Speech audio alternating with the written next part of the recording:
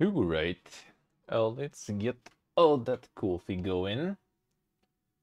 Let's get that coffee. And some gaming news too. Let's go. Keep that here. Call me on.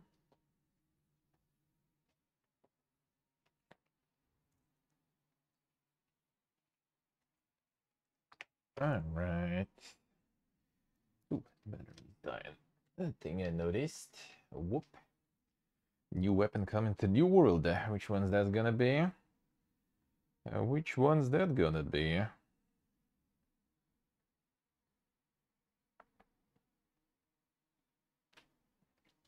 I get to that shit. We don't know yet. What do we don't know yet?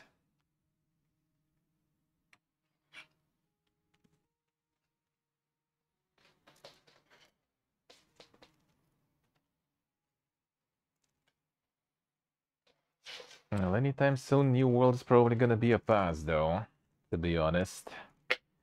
Because still, the Diablo galore. Then it's gonna be a vacation and moving galore. And then it's already gonna be time for all that glorious toading and cyberpunking. And then a bunch of other stuff. And all that on the new place and all. So yeah, it's gonna be a lot of things going on. A lot of things going on. A flail. Let's see. Oh, it's gonna be like the support one or something. Sort of like the paladin galore or something. Alright. Get the coffee. Get some interesting stuff to read. Then we're gonna do our game show. Get the news recap. Ain't that much this week, so we might look into upcoming releases and stuff. Ain't that much this week. Yeah, tomorrow is gonna be Bound by Flame. Probably gonna be finishing it tomorrow. Most likely.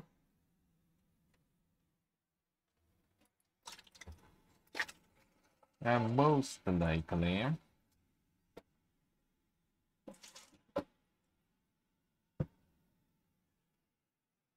Oh, there we go. Strange Focus. Yeah, that sounds kind of like it then. Strange Focus sounds kind of support stuff indeed.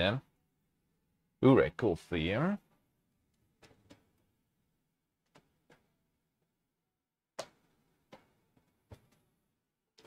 Oh, get that cool fear.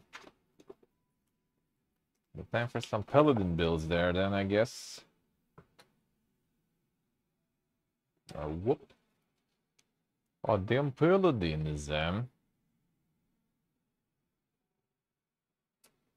So I'm gonna actually maybe message the dudes about that bug there with the crash.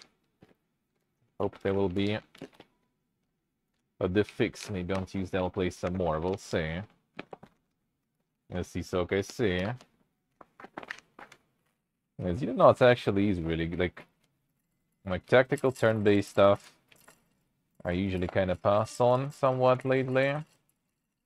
But this, I don't know, like setting or something, the looks, just kind of like work good for me. And there's Jag the Lions next week I'm gonna play. We'll see how that will go. Because Jag the Lions, I think it should be good, but I have a feeling that's not gonna like resonate with me as well as Xenonauts. So we'll see though. Gonna be trying that one on next Friday. And next Friday, we're gonna try Jag the Lions right before the release. How this gonna happen?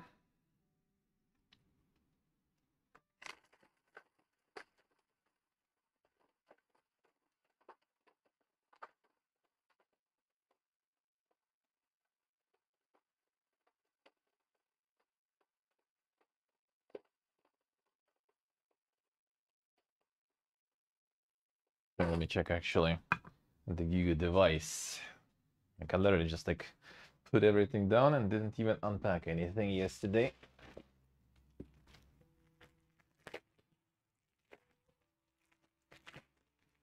Let's see what technology brings us nowadays, huh? That's son, fancy. Fancy. Alright, let's see. 17 inches, 1080p portable monitor. A glorious AliExpress, man. Delivers everything. And all that for €100. At least the packaging stuff is good, huh? Nails. No nails. Feels bad, man. See, huh? How does that go? I even can like forgot, you know, how big the 17-inch monitor actually can be. Try to put it in on my backpack. Didn't go that well.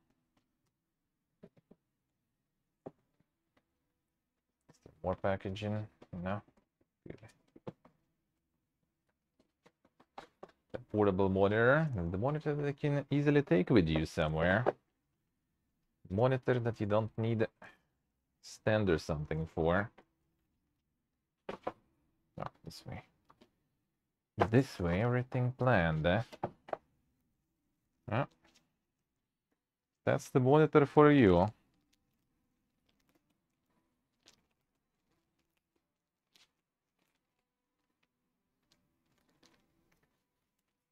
Oh, oh, it's in the case like the tablet. Very nice. Damn, it's kind of cool actually. Even not bad, not bad. And then we go like this. Then I guess it goes back either this way or somehow. I don't want to break something too early. But yeah, there should be a way to fix it pretty much, so it kind of like stays like this. And that's it. That's the monitor for you. Yeah, look into it. The stand. Whoop.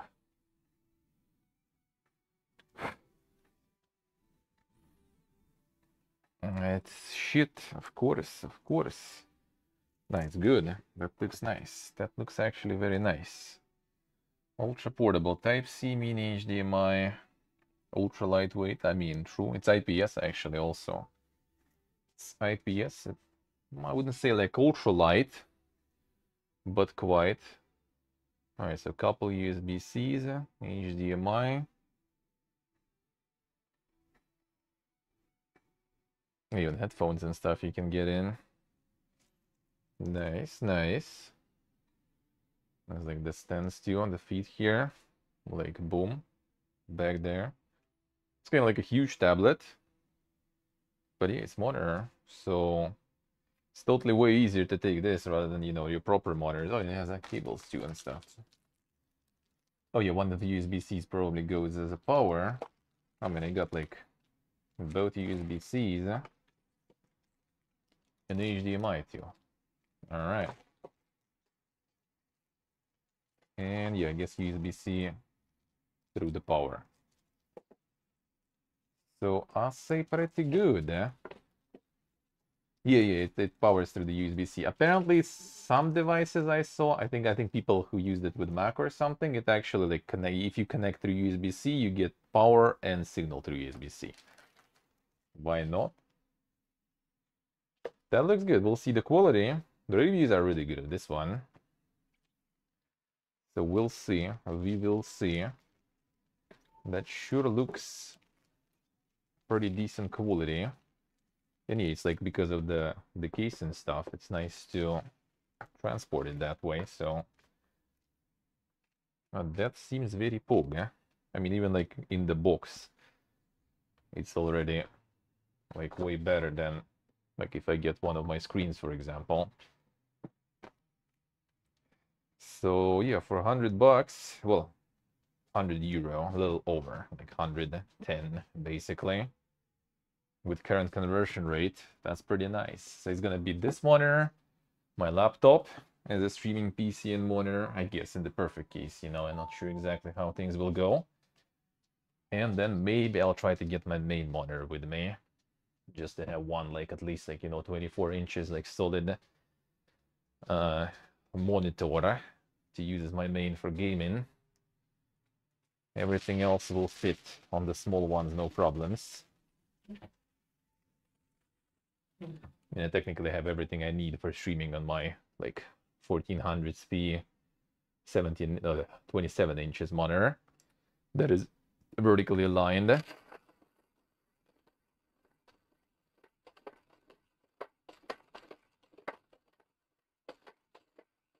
5K in the backpack at this point, I mean, sorta. Like the small factor PC, I guess, in total. Or will be like also, well, the GPU I already have, but still it costs, right, in the end. So like over €1,000 there, over €1,000 laptop.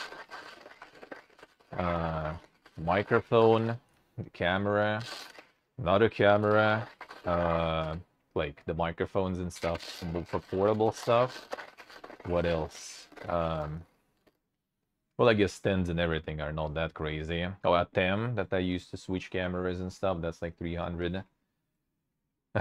Plus the screen, plus potentially another screen. So yeah, that's gonna be quite the package there.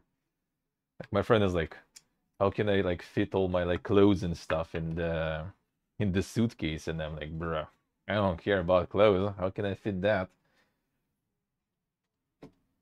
Cause just gonna take like one pants, one like maybe shorts, since the country is quite warm most of the time, and it's, you know, near the sea, the city we're gonna be in technically.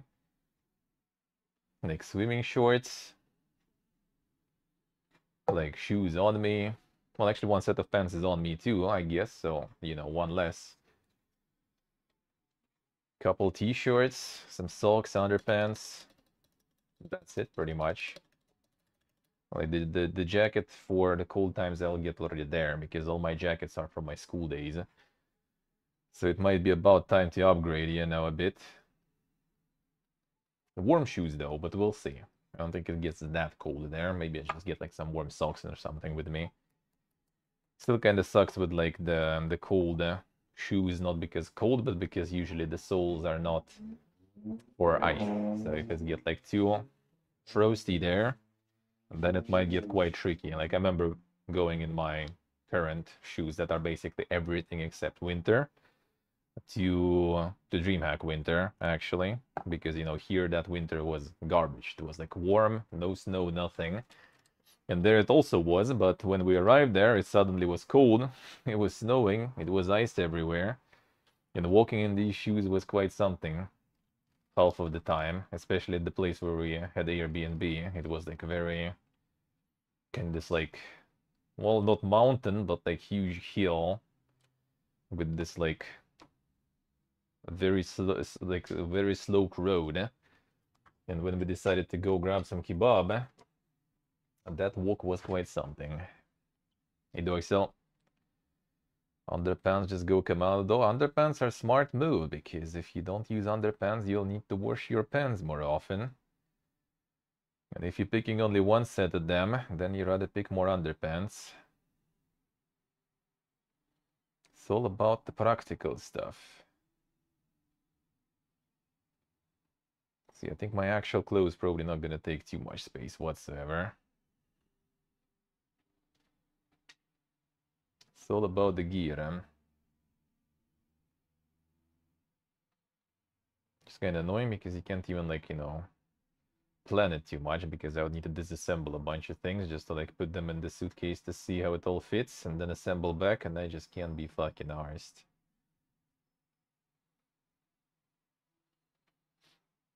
I see, Steve, I see. I mean, I will take some of those, yeah. I will, for sure. Because there is some swimming to do there, so I'll pick that. I'll pick that, absolutely. We might even catch like a month or so of like the swimming season, so...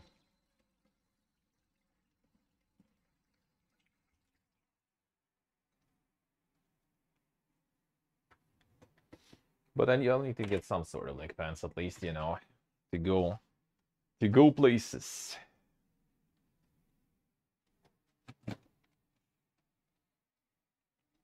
Especially if people need to open like the company and everything, you know. Gonna be a bit more presentable. And pants are nice to have. I mean, I can buy some of that there, to be honest, too. Actually. Whole bunch of that there, because like my clothes are all old. I already showed my pants on stream before and which state they are. Not to mention that they are like at this point already what? Like 12 years old or something. They are not that great. So I'll either to buy some here or I can already buy some there. That's also an option. And the only things I will get from here for sure is like shoes, because you know you kind of need them to get there even. But that all gonna be on me, so that's whatever. And we'll have some garbage weather here too, so I can put more stuff on me. We'll take like the hoodie jacket, my TwitchCon one.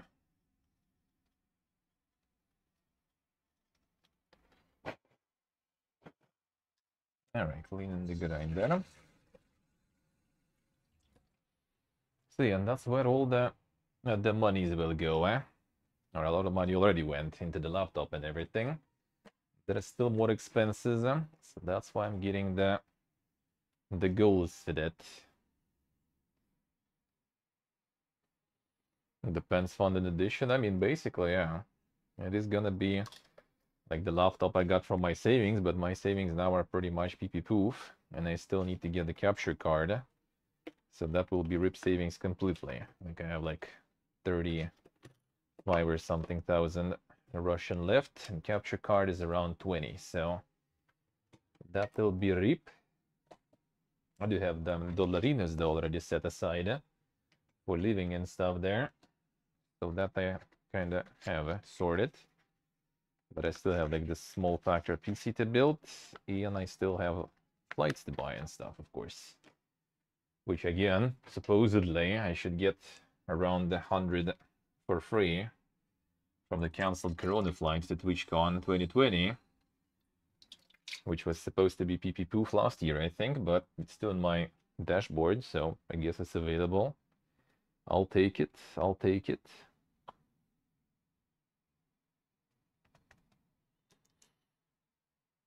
Yeah, it's gonna be this fund. Next month I'm gonna like put like a low goal because I'm gonna probably be like half a month I will be gone for like vacation and stuff, maybe even more, we'll see, like the second half.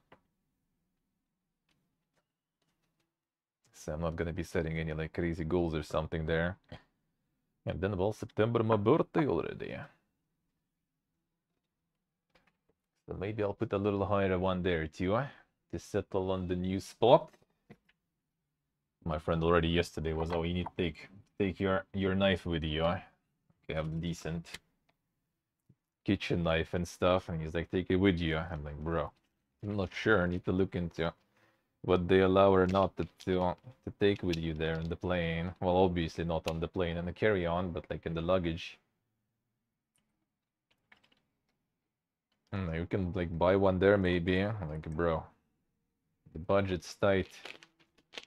We'll need the min-max. And the friend who's already there, I kind of have a feeling he's not really cooking whatsoever. He's probably just eating in the restaurants all the time. I have like leftovers of milk here. That's gonna be a lot. So then he don't think he's bothered with any kitchen utensils there.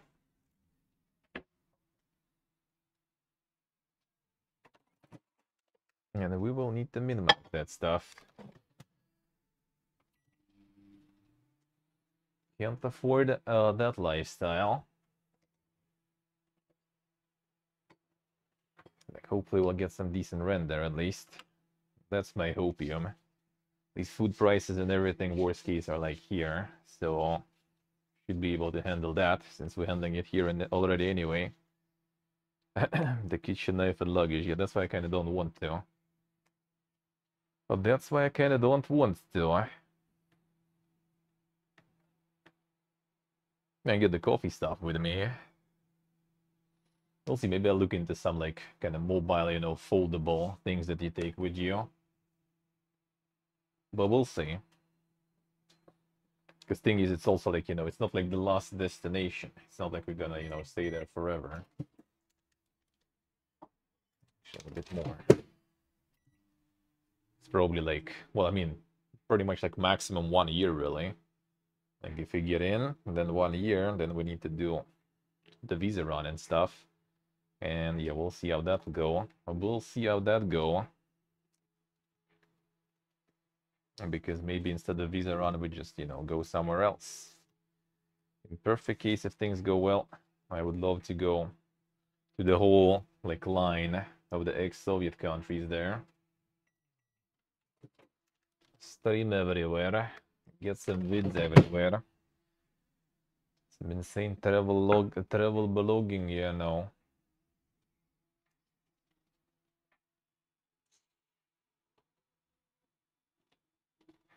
In perfect case. It's like Georgia, Armenia, Azerbaijan, Uzbekistan, Kyrgyzstan, Kazakhstan, Tajikistan. What else am I missing? Well, there is also Turkmenistan, but it's kind of hard to get there. And they have a little bit of a, you know, looked way of living there. A nice climate tax heaven type country. I mean, Georgia kind of is, in a way. 1% tax for IT stuff. Well, up until some amount, right? So if you like getting the big company and stuff, you're already not going to be paying 1%, but still. And a kind of low taxes, decent climate, I don't really care. I would love to be on some like super northern country too. I mean, I wouldn't mind even going here for some super northern region, but that's not the best option now. The climate is not exactly super big problem.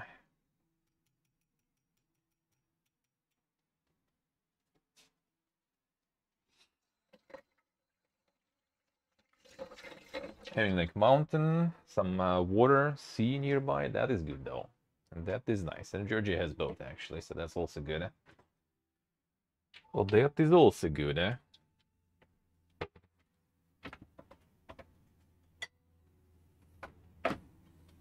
There's both the sea and the mountains, eh?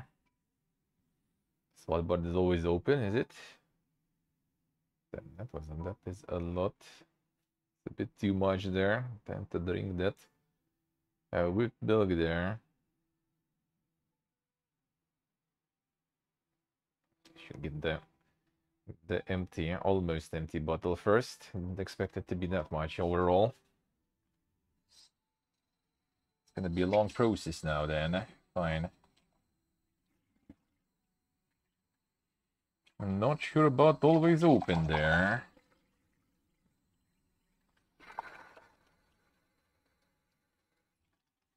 I think you still need to get some sort of program there for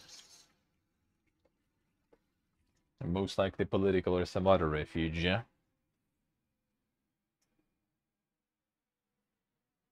Got internet there? I mean, they can probably do. I would assume. Can't you only get that in there?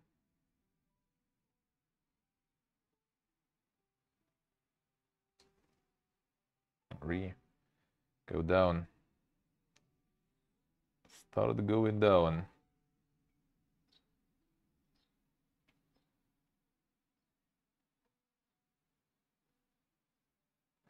I see the shit, alright.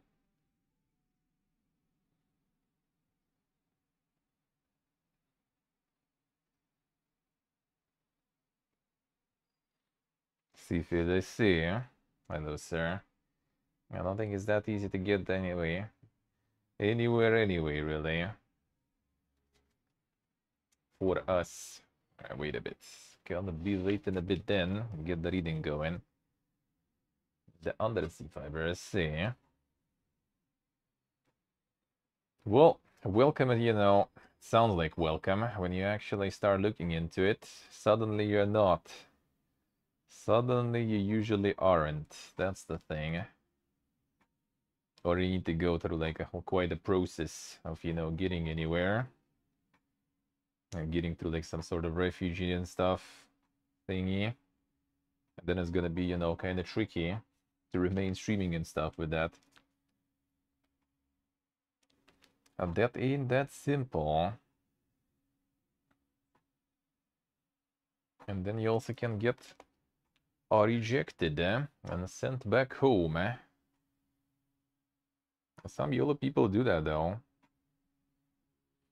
But I'm not sure if I'm that YOLO. Even this current plan is already YOLO enough. Not to mention I'd rather not, you know, abuse the hospitality of people. And go with some sort of a refuge or some stuff. When I can kind of handle myself. But I can't really earn enough for the European level.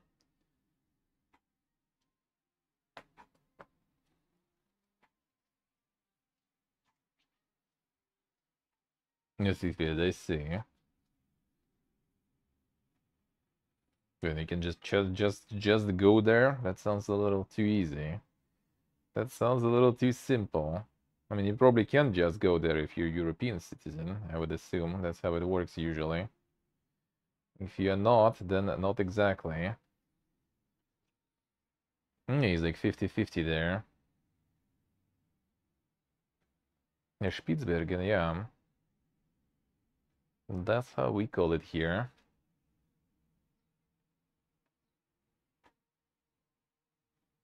Move.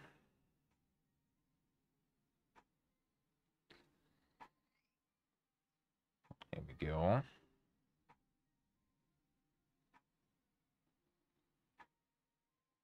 Let's see. Can't just go there. Damn son. To look into it. Need to look into it. If it will be that simple, there will be like already, you know, hundreds of thousands of people from here trying to go there. I think the trick is just to get to the island, I think. It's not that simple because it has some sort of special status. Maybe if you're already there, it's just that easy. But getting there, that I think might also be a bit of a problem there.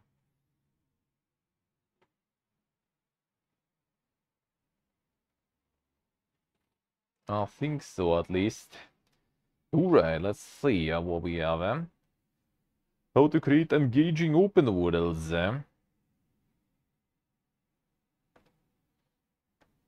Did they actually make? That is a good question. Maybe we'll see about it because that's the My Game stuff, and yeah, that's the X. Well, not X, still is really mail.ru, and that's the guys mostly making like mobile stuff, online stuff, you know, that kind of shit. So I'm not sure how crazy they are at the open worlds there. And if anything, I assume it's probably some sort of mobile fiesta. But you know, that's the case. And we're gonna look at it and see if it's actually true or not exactly what they're gonna say. Vasily Skobelev, lead designer at My Game Studio Pixonic, shares his tips on how to make interesting open worlds and understand different types of game levels. Let's see, will they actually mention, or it's kind of more like academic paper when, you know, someone who is not actually working really in the field much is just being an expert, kind of like I could, I guess, try.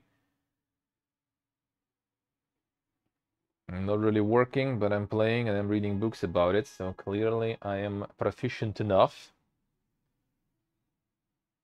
Alright, what makes open world captivating? In this article, we'll explore key principles, techniques, and considerations that bring these vast digital realms to life. A different worldview. Games can broadly divided into three categories: linear, open world, and matrix. A linear central critical path, and players must navigate through all available space along that path in order to advance. The levels have clearly defined start and end points. Can still include optional content such as dead ends and loop spaces, provided they don't offer an equal alternative to the main path. This Protocol, Doom, 2013's Tomb Raider are all good examples of linear games. The non-linear level gameplay is far more expensive to produce. It requires doubling or even tripling the gameplay options available within a given time frame. These games players do not follow a set path, so their experiences can vary greatly depending on how they choose to play the game. Games usually introduce multiple seemingly equivalent critical paths that lead to the same point, unless a game utilizes a multiple ending protagonist format. Examples can be seen in immersive simulation games that emphasize a player choice. The Deus Ex, System Shock, Dishonored, Thief, and Prey. A Matrix-level structure typically consists of vast outdoor environments and the occasional indoor space, in which the critical path is not a predefined trajectory, but rather a list of coordinates a player has to visit in order to progress through the game. In this setup, it's no longer possible to direct the majority of players' experiences, so level designers must be strategic about how they distribute points of interest across the map. Some basic rules to keep in mind here, for example, never repeat the same gameplay twice in a row. Don't introduce a combat scene directly after another combat scene, and always design multiple entry points for each point of interest. This means that open world designers need to carefully consider how they implement core loops and skill checks. Your game contains a core loop and game cycle of skill checks that the player goes through during a game. Skill check is an in-game challenge that asks the player to show how well they can use a mechanic they were taught earlier in the game. Playing with the format can yield critical success. Tomb Raider's 2013 reboot is a great example. Series traditional core loop of 3 types of skill check, traversal, battle, and puzzle, tend to be used in equal measure for mainline progression, but the convoluted puzzle mechanics grew stale over time. Tweaking the format to turn the more hardcore brain teasers into optional side content, and focusing more on battles, acrobatics, and shorter puzzles, story progression was optimized and players enjoyed more freedom and control over their experience. The game went on to become the best-selling title of the Tomb Raider series, selling 11 million units and receiving average Metacritic score of 87. And that's quite a lot of copies they sold on that Tomb Raider. I kind of didn't even well, didn't really pay attention to it, but yeah, didn't know. Didn't know it was that much.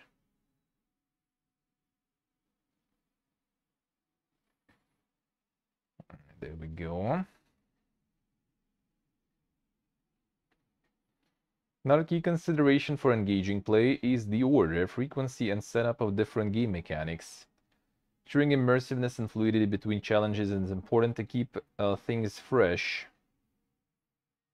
And minus 40 minutes of all combat or a physical puzzle, a world that involves repetitive animation and action will bore players quickly. Level designers must also always keep in mind the order in which a player will face certain skill checks. In an open world games, this is particularly challenging as the player themselves defines the order of events. Yet after years of observation and experience, I've developed what I consider to be the key to open world success. A point of interest diversity rule.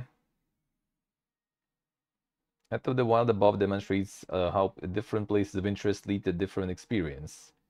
There was like a really good presentation from Breath of the Wild, I think, on the game design actually, how to plan that stuff. And before is just kind of like the essay on that presentation, sorta.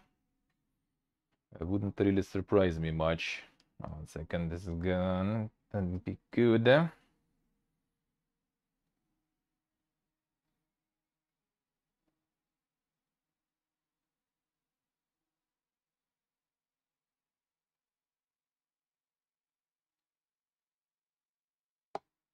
Let's see what I say.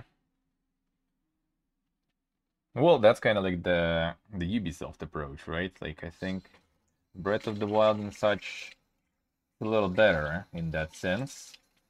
Like, they use more like the exploration and like the visual cues rather than, you know, having the 0 out of 1 UI stuff and some particular goal you have there. That I do agree is kind of pippy again. Like, if anything, I like stuff kind of, you know, like the Bethesda games there. And then And because you have, you know, the actual towns with stuff to do that don't serve the purpose only, you know, to close one activity or something. Even though there's enough things that only serve that purpose, to be honest. Like some little town outpost or something that only serves one purpose really and works with like one quest there. And one is Gothic. I mean, yeah, true. Gothic is kind of the same, I would say, in that sense.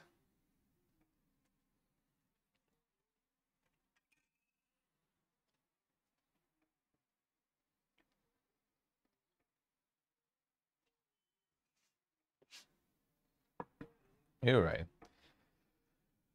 Tower presents climbing challenge, stamina management, foggy forest in the middle is a navigational puzzle leading to Shrine. And a volcano on the right introduces survival elements related to its hazardous environment.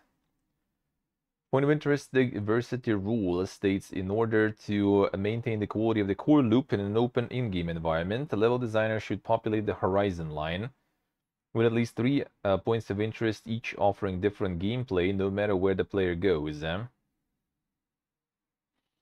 Well, I mean, that's actually kind of interesting in terms of like how he defined this as a matrix, right? Kind of the gameplay, like linear, non-linear matrix. Like if you go with matrix and putting points of interest, you can legit just do what's the name? What's the name for that one? Like the tree, basically, right? Like the in logistics, for example, and stuff, right? You can just get all those nodes with different weights and stuff, right? And you can kind of like plan them in the way how like the person is going to be moving most likely with them. So you can technically actually like algorithmically sort of try to min-max that.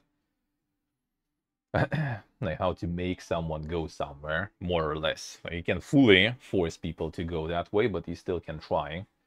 And you can just have like the range everywhere, right? Like different nodes and get the range to them, get the weight to the nodes and like importance of the event. And then you can just kind of like get like the most optimal route through that, for example, or like take like any possible route and just try to make them more like equal somewhat. And so there is like different types of activities represented on every path possible, which is I guess kind of impossible on every path. But yeah, that might actually kind of work. Like I remember we were doing like this sorting back in the day, the sorting algorithm also with those. I don't know, was it sorting, or I think it was like finding like the most optimal route or something in the tree of nodes. Remember we had that there.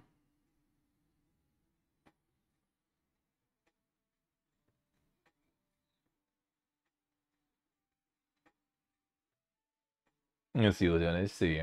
One town attended PCs, one side quest. All right. Yeah, if it's like not a lot in the town, then it's bad.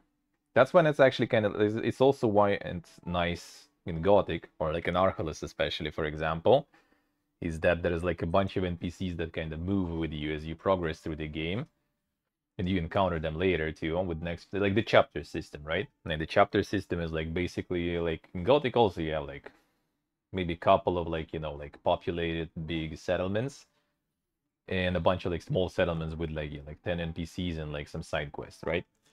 But then whenever like the new chapters and stuff kick in, everything kind of gets shifted and you're already even like interested to go to that place where you already were to see how it changed, right? Because everything pretty much gets changed. There's new quests appearing, new NPCs. And it's nice also when the NPCs have this like loop of things that they go in and doing, which again in Gothic is quite like at this time they do that, at this time they go like to the inn, to smoke some water pipe, and at this time they go back home to sleep and everything.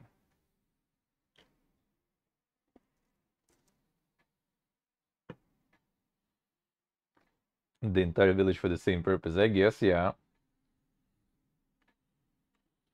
Chasing the story and monsters and not locations, yeah.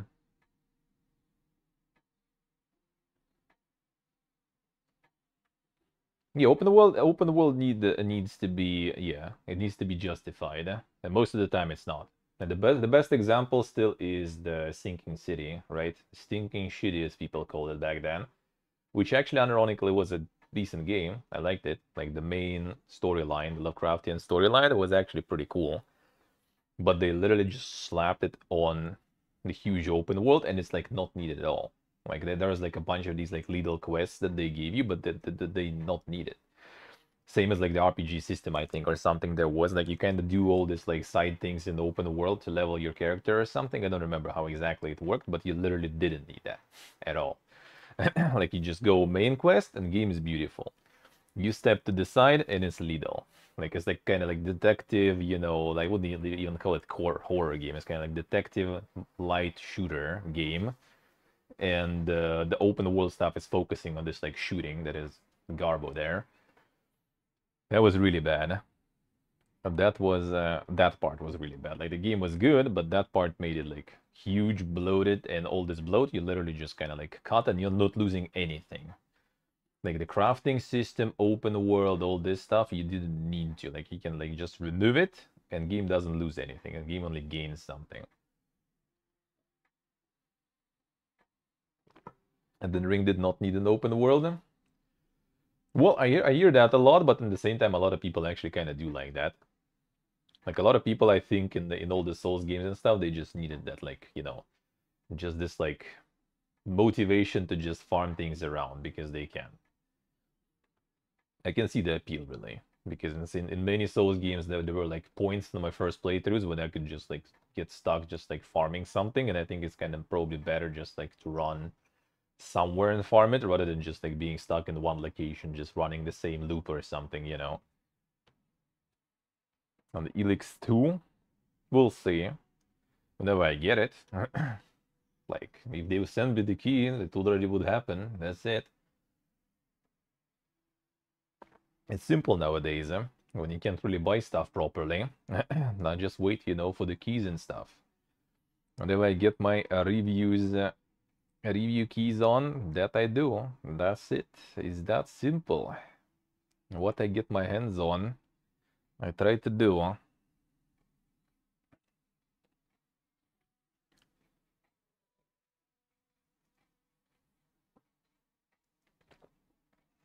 Let's see, Steve. Let's see. Well, I mean, it is just adding bloat and stuff. In some games, sometimes it's kind of okay, I guess. Kinda. Like if it's clear that you don't need that bloat and you can just go do your business, right? Or if it's like really satisfying like gameplay and stuff and you just want more of that, then it's kind of, I guess, acceptable to some extent. Not always, not fully, but still kinda. That's like Elden Ring, for example, right? Like if it's like more of the same combat system that you came for, then all right, fine, I'm okay with that. If it's gonna be something like any like JRPG basically, right, that goes like open world and they just like throw a bunch of the same encounters at you that basically play out the same with you like doing the same combos and just take a while, then fuck no.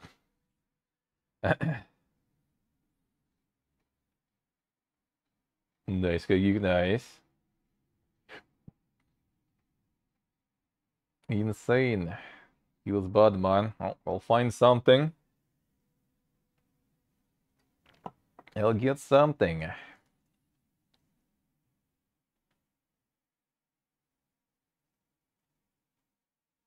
And the game knows it doesn't have enough content for 100 square kilometer map, yeah.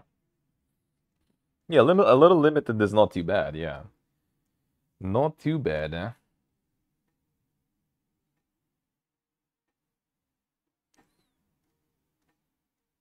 I can control the order of locations player will visit. We can control the diversity and distribution of mechanics within a specific area, keeping at least 2 to 3 points of interest visible to the player, using landmarks and composition as a guide.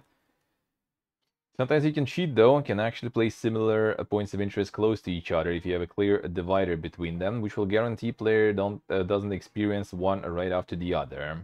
Good example comes from Resident Evil Village. The village itself, to be precise, but it's not a typical open world, has the same underlying distribution logic. But this time logic applies to game objects placed in the village.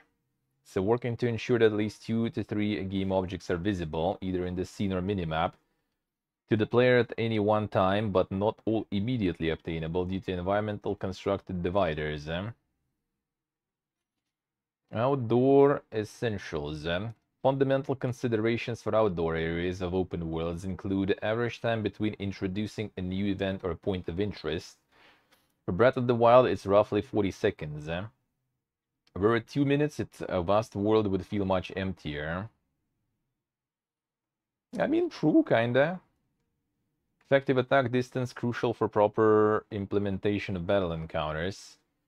Maximum line of sight can't just make the whole map visible from one corner to another, and it wouldn't work performance-wise, and would detract from the sense of exploration. Few space dividers like mountains or dense structures exist in all open-world games because they're crucial to optimizing sightlines. I mean, true, but I think what would be kind of nice is to do like something you can see like in Oblivion with all the mods, when you can get to some mountain, there's no dividers anymore, and you can see everything, just like kind of, you know, the low res and stuff.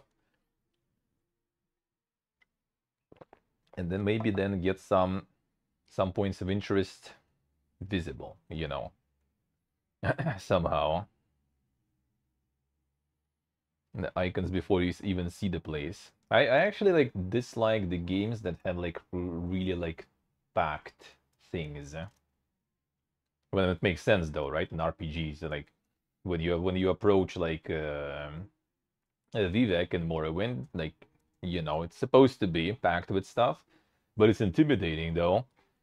Like in RPGs, you just know, all right, this is the town. I'm gonna go in. I'm gonna get bombarded with like quests, dialogue, and everything, and it's just kind of like, all right, later.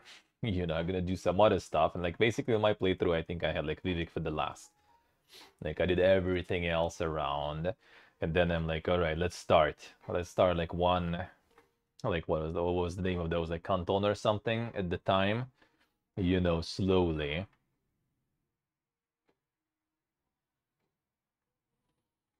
Now, seeing the stuff in the distance and stuff is really good. Yeah, I do like that. Which is kind of like that's an interesting one, right? Because like in Zelda and Breath of the Wild and stuff, like because of the graphical limitations and stuff, right? And the performance limitations, you kind of like don't really have a lot of like vegetation and other, you know, uh like the bloat on the screen pretty much, right? Like the informational noise is less. You know, like a few trees and stuff, right? And you can see through them like quite far, somewhat, right? Obviously, the draw distance is also limited, but you still can at least see, oh, there's this thing, there's that thing. And then, like, even in Oblivion, for example, you go in some forest, and you don't see shit because it's forest, you know. You look there, you look here, you don't see anything. Sometimes you see something between the trees. Oh, cool, I'm gonna go check that out. And you kind of like automatically tend to it. That thinking about it, like why a bunch of those ruins and stuff, they're like, you know, like bright white stone, because you see that shit in the forest, right? You're just like looking, there's like trees, green, green, green, brown, and then like boom, oh, that's something shiny there, let's go there.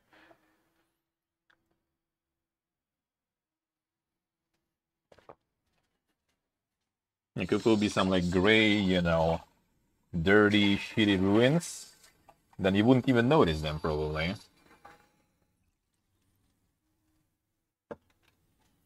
That's why I think post-apocalyptic environments should be like really good for that, because you have a fucking desert. Just fill it with different, you know, things all over the place. Elevation limit. Important to understand how vertically operates in your game. Verticality operates in your game, and this is hampered by a lack of vertical level streaming support in modern engines. Days Gone demonstrates why this is needed. During play, zombies in the cave below you still react to your sounds and actions even when out of sight, because vertically you're still in close proximity.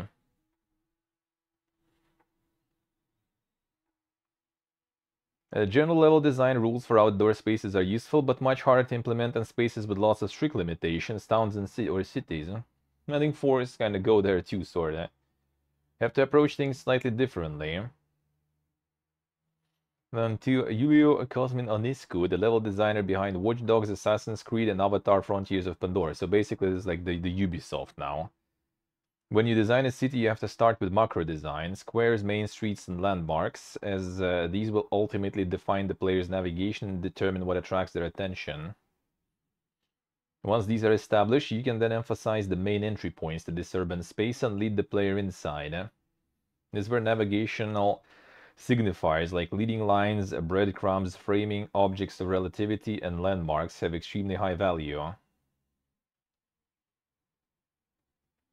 You get the micro level and start working on less fundamental streets and props. It's important to understand the concept of possibility map. To put simply, this is the number of available paths that they're in their respective weight, probably that the player will take them. That's where you can try to use the algorithm, as I mentioned. I wonder if someone is doing that, like putting like all the nodes with different things, with like the weight on the node. All right, this is like some like combat encounter with like huge importance, for example, like higher weight and stuff, right? And then you have like all the lines with the distances, and then with the algorithm you try to like optimize that tree to put like everything properly. I got it to work. Nice, Steve. Nice.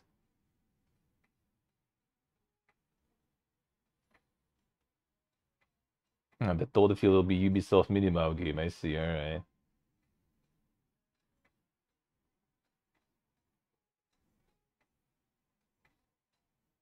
I'm gonna get to reinstall, eh? Possibility maps include critical points along the player's route, including crossroads, door frames, gates, corners, points of no return, and other places where the player must make a navigational choice. Cities in the game Titanfall almost never exceed 4 available paths at forks and crossroads, while other games like Dishonored lead the player along one available path before later adding in forks of 2 and 3 to allow player to slowly get accustomed to local navigation. Control, well, I mean, it actually also depends on the city, right? Like, you can get, like, some cities that will be kind of interesting, where, like, architecture is different, different, like, amount of floors vertically, right? Some different, like, things on the streets and stuff. Like, if you make, like, literally some, like, I don't know, New York or something, right? And, like, just a bunch of, like, the same buildings all in squares and everything and nothing unique, nothing special, then, yeah, then you probably kind of need to guide people there, because I don't know even what you can see there. If the buildings and stuff are nice, then I know we kind of like can explore it just fine. Control amount of stress player experience. You also need to think about the probability of a player taking each path. To ensure the main path is the most attractive, should be clearly defined and emphasized by using features like a broad entry point, light leading lines, or open doors. Or like nowadays, they're just gonna draw like a yellow like arrow there. There we go. That's where you need to go, bro. It sometimes feels like they think that you like it's a bunch of Pipigus playing or something, Put that yellow paint all over the place. That's the path you need to take, man. There's a random yellow paint here on the wall. I wonder why. Well, the huge icon is obviously even more obvious. As seen below from Dishonored 2, which depicts the first time players face to the three-way junction in the game, demonstrates this well. A junction deliberately placed in a low-stress environment with no time pressure, and pathways 1 and 3 are clearly less attractive than pathway 2. This avoids any unnecessary stress and indicates the player where they should go to progress the game and where they can choose to go explore side content. The negative and positive effects of fast travel. Never underestimate the impact of fast travel. It holds more importance in level design than you would initially think. Fast travel points will almost always be among a game's most visited areas, whether intended to be or not, solely for the convenience they provide. Design and implementation of fast travel points also fall under 3 general categories. Flexible, games like Legend of Zelda, Tears of the Kingdom, Fallout 4, Jedi Survivor. You can move to fast travel points from anywhere at any time, provided you acquire necessary tools, which aren't always available from the start. On Fallout, no problems. This eliminates unnecessary backtracking and gives the player freedom and total travel control. It motivates deeper exploration without concern for distance from the last city or travel point, and with the option to withdraw at any moment if needed. I think when you like explored already something and you got the fast travel, I don't mind. Like if it's like instantly open, that just kind of like removes a whole bunch of stuff. that you're not gonna see ever. When it's like, you know, when it's you need to go there, explore and get it, and then return back if you want with fast travel, then it's fine. I don't mind that. Show the pregnation from the start of the game. Stationary games like Witcher 3 Cyberpunk demand a player visit a fixed fast travel point in order to use it, which involves backtracking. This works well if we ensure players face random encounters and content or environment changes on the way back. However, if it becomes a repetitive experience, it can become frustrating. True. I think actually, yeah, the Morrowind actually is good with that. I could see after a while it getting like a little annoying though, right? That you need to return to the city, take the Strider, or take the boat, or go to the Mages Guild portal. But again, you can also kind of compensate that by getting the Mages Guild portals, right? And by getting the spell that teleports you back there. So I think making it harder to obtain, not from the get-go, but through some unlocks and getting some abilities, I think it's good. I think that's good. Even though like the lore base, yeah, like the fast travel in Morrowind felt good. I do agree. In like Cyberpunk, for example, it didn't feel good. Like you needed to go to the what's the name? Yeah, like the those weird spots. That was not satisfying. In Morrowind, it felt alright though. But sometimes again, when you already play for a while and you repeat all that stuff a lot, you already also get a bit annoyed.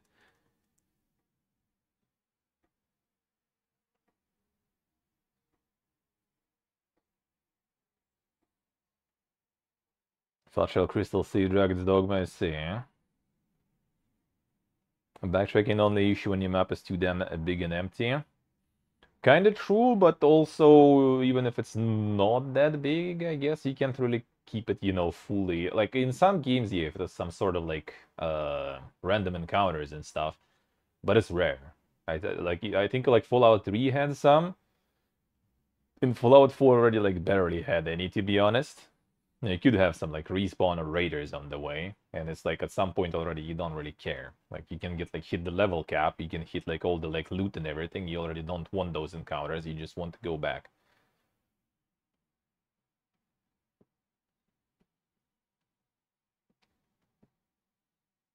And the teleport stones, I think in Gothic it's a little too maybe restrictive, maybe. And Gothic a bit, I guess it's kind of small and everything too. But as I said, like a lot of games, it's nice in the beginning when you can explore more, and even backtracking might be fine. But then you kind of like, you know, when you go through it already like dozens of times, and then you rather have just kind of like spell that just gets you. Hey, bro, hello. How we doing, man? How's life?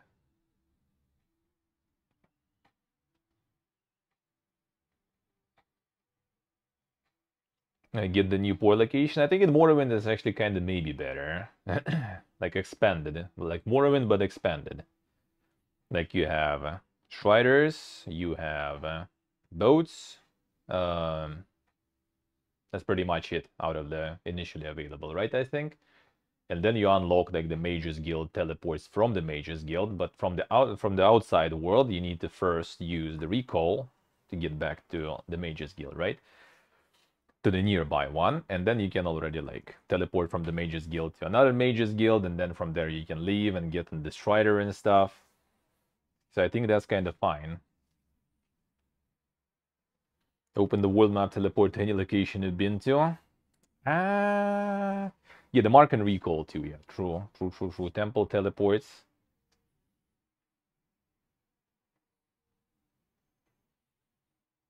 Nice, bro, nice. Oh, yes, with switching like night shift to day shift is kind of annoying, yeah. Like if you constantly night shift, constantly day shift, it's fine, but like switching, yeah, that's kind of bad. If there'll be an opportunity, try to get out of it. Like switch the schedule or something to permanent, at least permanent night or permanent day, and that will be better for you. Some people fine with that, but in general, I think it's, you know, from health perspective, it's kind of like not super good to do it in the long run when you constantly like switch. Permanent night is kind of whatever, I guess.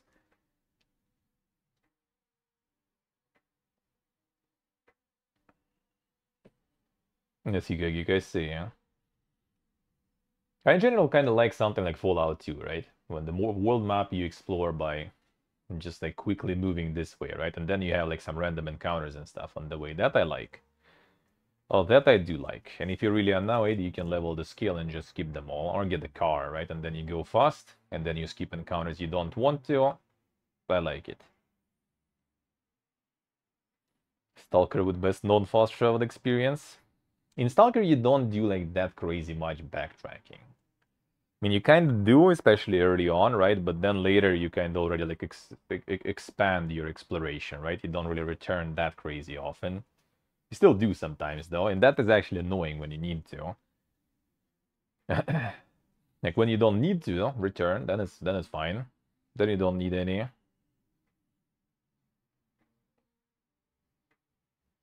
Seize the USC. Let's see, you guys see. Yeah, that's the good way. The random encounters are nice because you can get some meaningful ones too.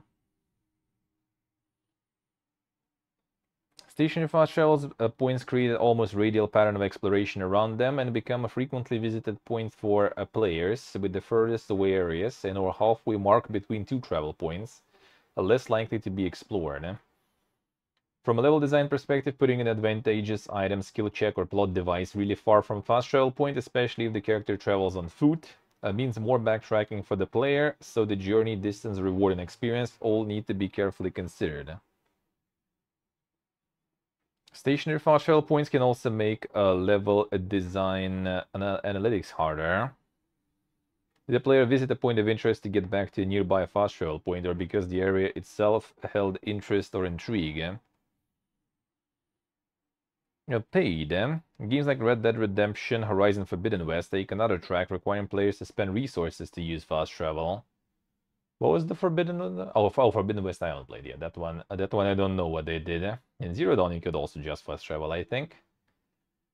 Strategy motivates players to visit special places to gather these resources, but it's best used sparingly or only if absolutely necessary, as it can quickly dampen the sense of freedom and cause repetitive gameplay when the player just wants to explore the world you've developed.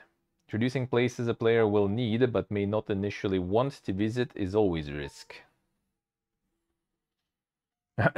Arcanum is doing stuff. Arcanum is one of the staple, I think, RPGs. The 3 Cs. The 2002 DICE Summit presentation, Mark Cherny discussed the 3 Cs, character, camera, and control. A level design staple, the 3 Cs need to be in alignment for a game to work well. There's many productions where this hasn't been considered and gameplay suffered as a result. One of the more common mistakes is deeply developing a world map before finalizing playable characters, which results in developers having to retroactively fit a character's movement mechanics to the world. Vehicle usage can be another issue, switching pace from on-foot to vehicle and vice versa, with an environment designed to suit one over the other. Yeah, that is actually true. Oh, that is actually true.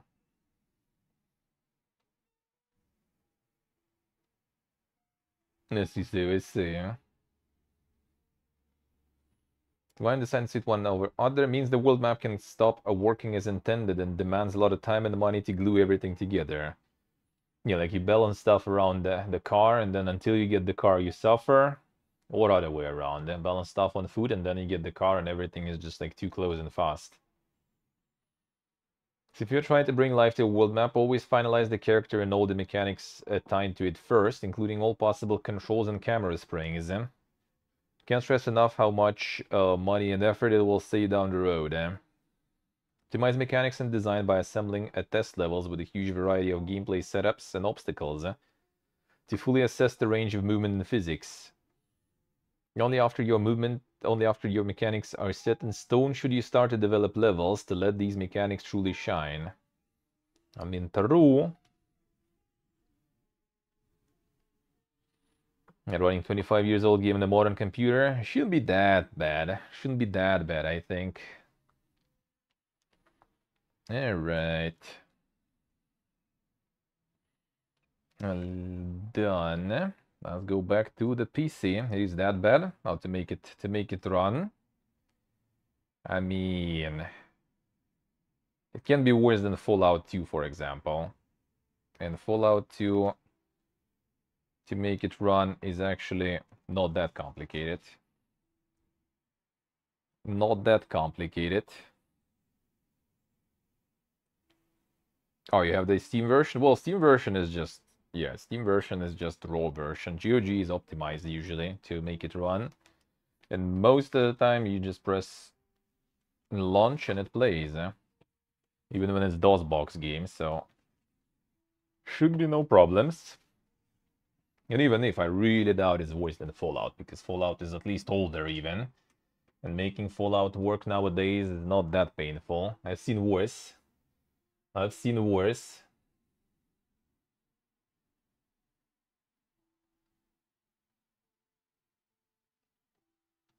Alright, let's go.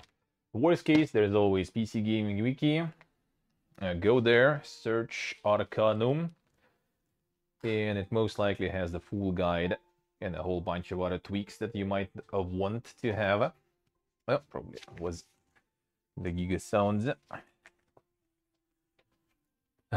So yeah, it's doable.